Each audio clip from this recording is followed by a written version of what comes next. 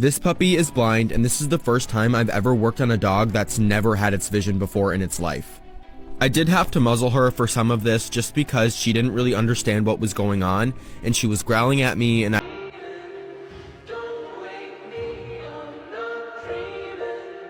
Go for a walk. Who's there? Lorna. Hey, Mama. Can you say Mama? You say good morning?